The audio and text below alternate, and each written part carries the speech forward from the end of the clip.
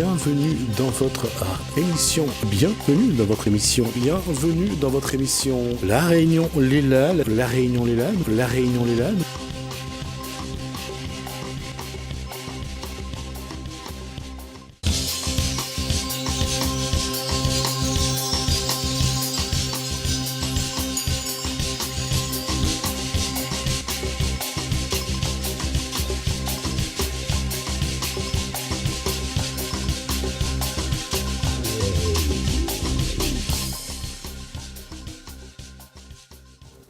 Bonsoir à tous, bienvenue dans votre émission La Réunion Léla.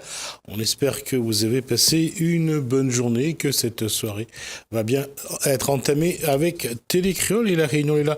On va nous repartir sur la route, et pour ceux qui sont encore sur la route, ça sera dommage pour eux parce qu'on va parler d'aide à la conduite et on va en parler dans Décode la route.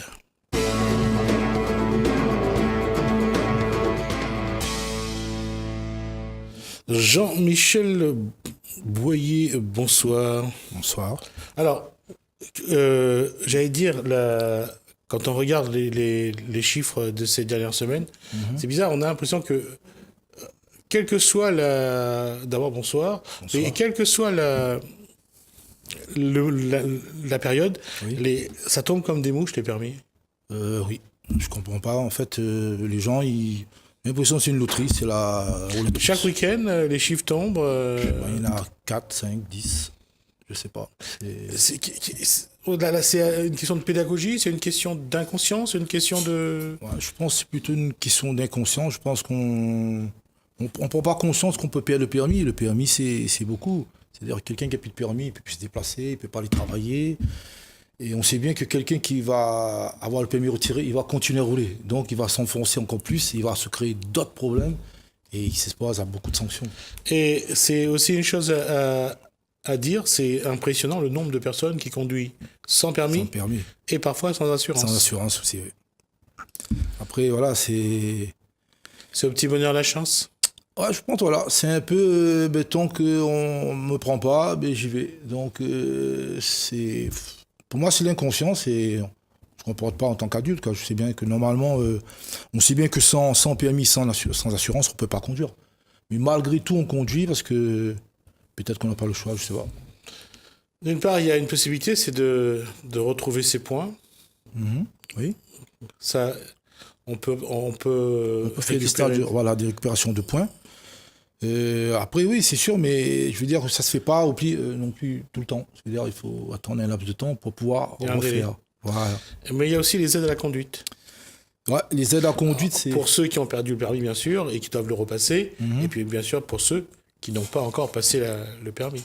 Je pense que on se dirige vers la voiture connectée, les aides à la conduite. On se dirige vers la voiture connectée. Oui. C'est-à-dire que les voitures qui vont se garer tout seul avec un smartphone, par exemple. On appelle les voitures autonomes. Voilà, autonomes.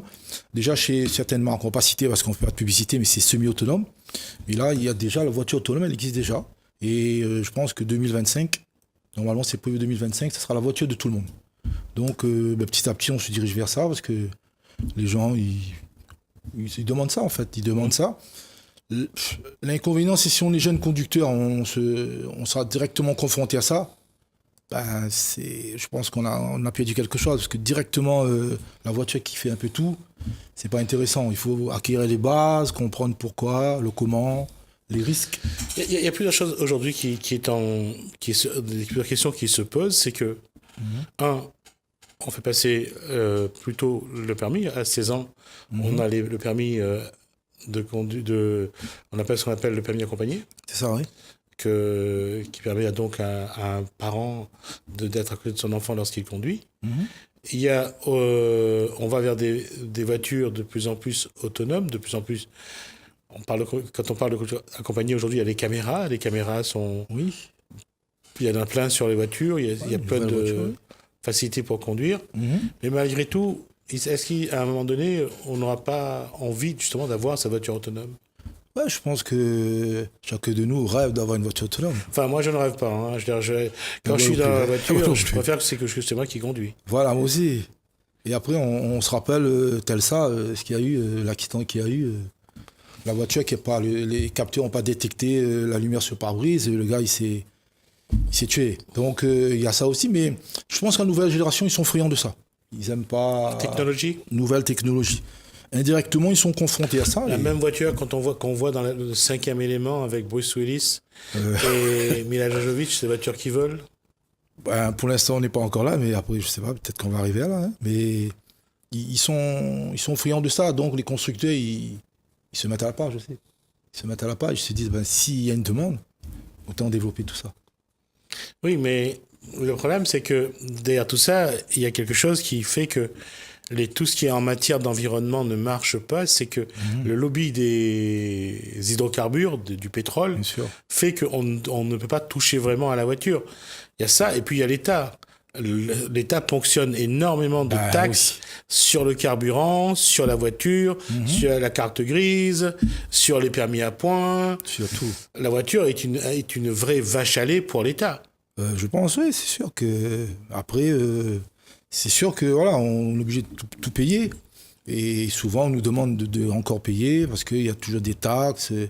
Il y a c'est la baisse des carburants, il y a le contrôle technique, il y a l'entretien de la voiture, il y a tout ça.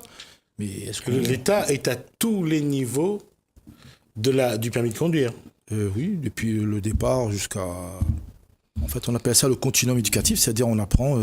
Là, c'est pas un continuum, là. Là, c'est autre chose. Là, c'est une continuité, on va dire. Oui, c'est une continuité. Mais quand on regarde, ne serait-ce que pour le code, déjà, quand tout ce que paye le futur conducteur, automobiliste ou conducteur, il paye à tous les niveaux et l'État prélève à tous les niveaux. Bon, mais on le prépare, ce qu'il attend. On le prépare à payer. Voilà, on le prépare à conduire, mais surtout à payer, surtout aussi. Donc, quelque part, on ne pourra pas s'échapper parce que l'État contrôle tout. Hein, donc, à moins de reprendre une charrette bœuf. Oui, mais après, pour se déplacer, c'est peut-être pas forcément l'idéal. On reviendra vers on revient vers une tradition, la charrette bœuf, oui, mais après, sur la 4 voies, je ne sais pas si c'est adapté. Peut-être pas la 4 voies, mais au moins... Un petit chemin. Quoi que l'État préfère payer le méthanol qu'il y a dans les blouses de vache. Peut-être. La question, c'est... Alors, on va justement... Pour passer le permis, en tout cas, il y a une chose qui est vraie, c'est qu'aujourd'hui, il y a des aides. Oui, voilà, ok. Voilà. Alors, quelles sont ces aides, justement, qui pourraient permettre aux jeunes de financer leur permis? Et le CPF, hein, c'est pour les demandeurs d'emploi. C'est-à-dire que le Pôle emploi va financer, je ne sais plus, il y a un taux, hein, je ne sais plus exactement, va aider aux demandeurs d'emploi à passer le permis. Pourquoi? Parce que quand on va demander du travail, si on n'a pas le permis, voilà, c'est un frein. Si on n'est pas mobile, ouais. C'est un frein. Donc on sait bien qu'ici, les bus, des fois, c'est en grève, c'est en retard. Le patron, il tique un peu. Si on n'a pas le permis, on n'est pas vraiment mobile, c'est un peu difficile. Après, tout dépend, on va travailler aussi. Donc c'est sûr que le permis devient, en fait, c'est comme un diplôme, en fait. C'est même plus un permis, c'est un diplôme. Si on n'a pas le permis, quelque part, c'est un handicap. Oui, alors il y a le Pôle emploi qui aide, c'est tout ce qu'il y a comme Pôle emploi, je crois qu'après, il y a d'autres, je crois, le département aussi. Il y a plusieurs dossiers, hein. Oui, il faut se renseigner. Effectivement, le département aide, en tout cas donne cas, des moyens aux jeunes pour passer leur permis, ça c'est vrai aussi. Et après, là, l'État va mettre en place avec le service national, le SNU, je crois, service national unique, ils vont favoriser le passage du permis. Le but, je ne sais pas si c'est favoriser le passage du permis ou plutôt attirer les jeunes vers le service national. Parce que je me pose vraiment la question, le compromis entre les deux. On va juste revenir sur un point, jusqu'à ce que le service national soit abrogé. Beaucoup de jeunes passaient leur permis à l'armée. Oui, sûr. C'était... Bon, en fait, comme avant, on n'avait pas de moyens. On avait moins de moyens. C'est sûr que l'armée nous donnait cette possibilité de passer ce permis qui était pour nous important. Parce que peut-être que déjà nos parents n'avaient pas le permis. Nous, on voulait faire un peu mieux, avancer, évoluer. Donc c'était quand même... Mais là, on revient vers ça. On revient un petit peu vers ça. Alors, est-ce qu'aujourd'hui, les auto-écoles connaissent tous les dispositifs oui. Qui permettent aux jeunes qui ont besoin de moyens d'aller les chercher? Est-ce que vous connaissez tous les dispositifs? Normalement, oui. Normalement, Donc oui. les jeunes, quand ils viennent vous voir, ils vous demandent ou pas? Si, ils demandent, en fait, ils se renseignent avant, et ils arrivent, et normalement, ils ont déjà... La réponse aux questions? Voilà, ils ont déjà les réponses aux questions. S'il y a des questions un peu plus techniques qu'ils ont besoin de poser, nous, on va les répondre, mais ils ont déjà une idée de ce qu'ils vont faire et comment faire. Et après, voilà, avec le secrétariat, ils arrivent à planifier tout ça. Vous arrivez à les accompagner vers ce dispositif? Voilà, ben, c'est le dispositif, oui. À flécher les dispositifs, vous arrivez à Ouais, faire? il y a beaucoup d'administratifs, hein, il y a beaucoup de papiers à signer, à remplir, mais l'important, c'est que le jeune, déjà, il peut avoir cette aide. Cette aide-là, déjà, ça l'encourage à venir. Ça l'encourage parce que des fois, le frein, c'est l'argent, hein. Donc, ça va l'encourager. Nous, ensuite, après, on va continuer à l'encourager dans sa formation. Donc, je veux dire, voilà, on va accompagner vraiment de A à Z jusqu'à ce qu'il a le permis. Mais c'est vous qui montez les dossiers pour qu'ils puissent avoir les aides oui, ou pas? Oui, c'est l'auto-école même, oui. D'accord. Et aujourd'hui, combien de jeunes comme ça vous accompagnez sur les dossiers? Mais là, je sais pas, à l'auto-école où on est, je sais pas, il y a une vingtaine à peu près, je veux dire. Mais en fait, tous les mois, il y en a 3 ou 4 hein, qui viennent.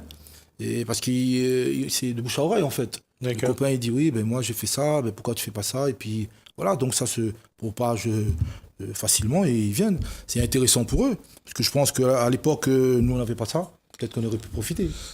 Ça se fait dans toutes les auto-écoles ou bien seulement chez quelques-uns? Non, en fait, il faut avoir un agrément. Il y a un agrément à avoir.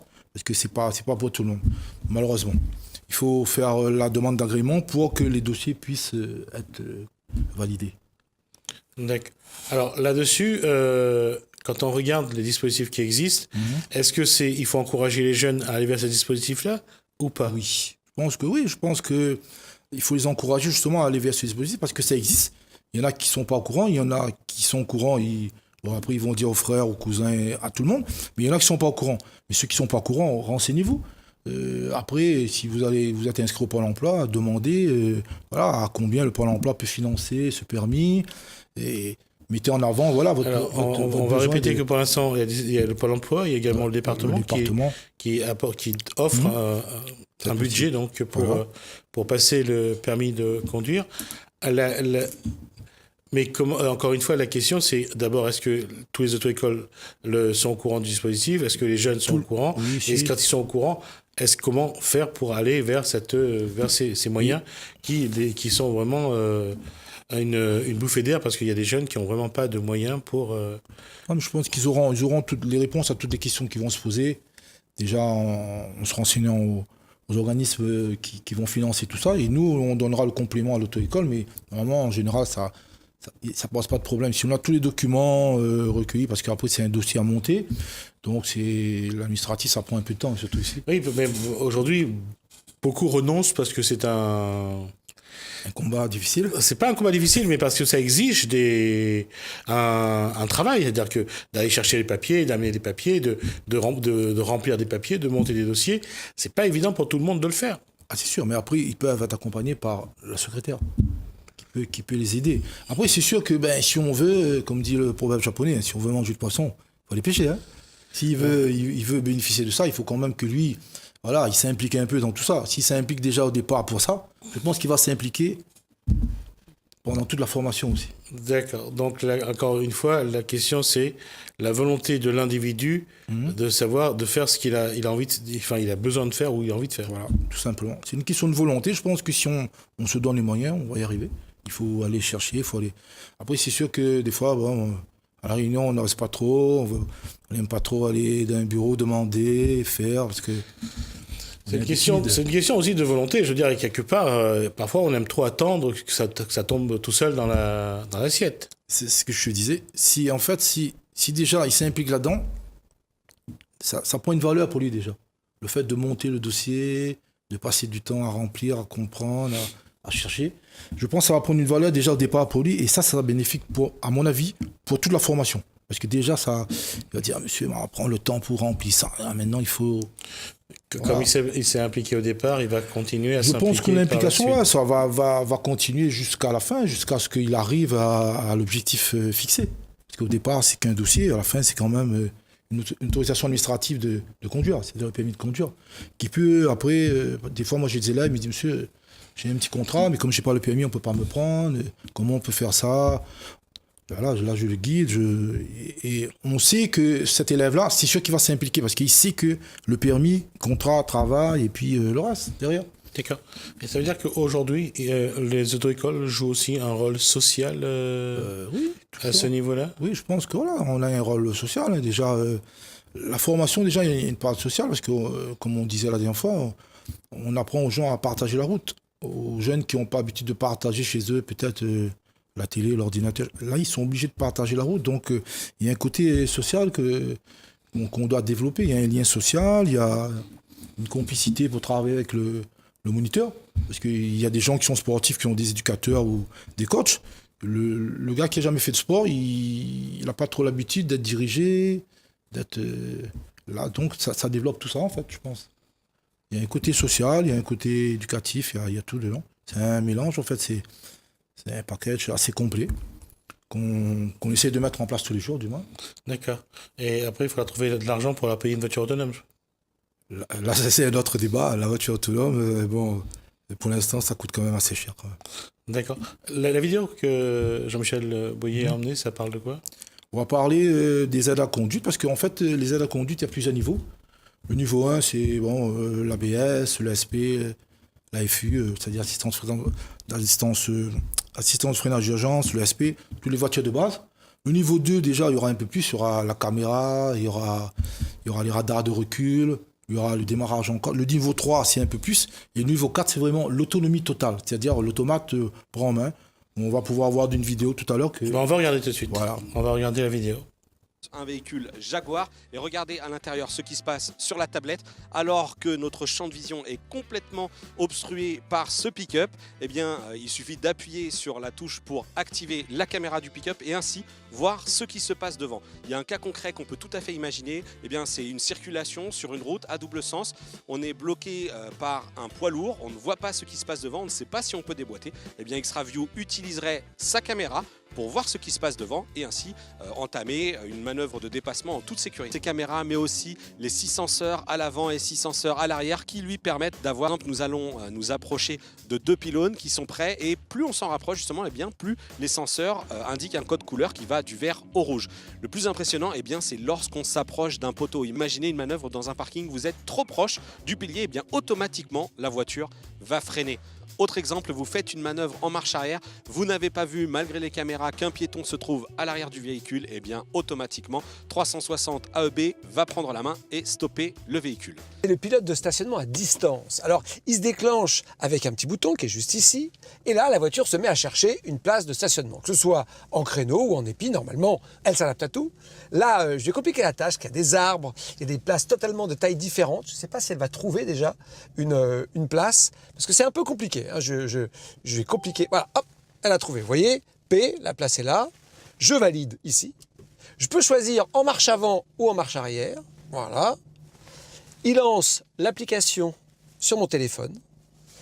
Donc il faut se connecter. C'est une application dédiée, hein. Voilà. Normalement, voilà, elle reconnaît la voiture, c'est bon. C'est fait. Maintenant, pilote de stationnement à distance opérationnel, quitter le véhicule et emporter la clé. Alors, on s'exécute. Donc là, je sors. Véhicule ouvert, voilà, connexion. Voulez-vous confirmer la manœuvre? Continuez. Elle redémarre. Je trace des cercles sur mon téléphone. Elle analyse le sol et elle y va. Donc, marche arrière. Je vais demander et je continue. Bon, je regarde à droite à gauche quand même, hein, pour vérifier. Vous avez vu, elle a mis son clignotant. Elle respecte le code de la route. Configuration un peu compliquée de la place de stationnement. Vous voyez le volant qui bouge tout seul à bord. Là, passe la marche arrière. Bien attention de ne pas rouler sur la terre. Voilà. Mais à la fois, il faut qu'elle soit suffisamment éloignée de la voiture à côté. Voilà, du coup, elle se réajuste à nouveau en marche avant. Et moi, je continue. Et là, regardez, elle est alors, pour le coup, parfaitement placée dans l'axe. Et du coup, elle a évité le bac. Elle se remet. Voilà. Et là, j'ai de la place d'un côté, j'ai de la place de l'autre. Voilà. Le petit klaxon, la manœuvre est terminée. Je peux partir. La voiture de demain? Voilà, je pense que c'est la voiture de demain, c'est ce qui nous attend demain, mais je veux dire, pour l'instant, le prix est quand même assez élevé. Combien? La Telsa, c'est 114 000 euros. Quand même.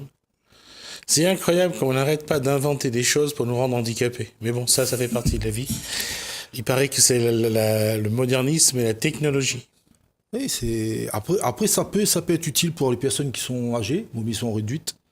Ou Ceux qui sont, bien sûr, les personnes qui sont en perte d'autonomie, Voilà. ça peut comprendre.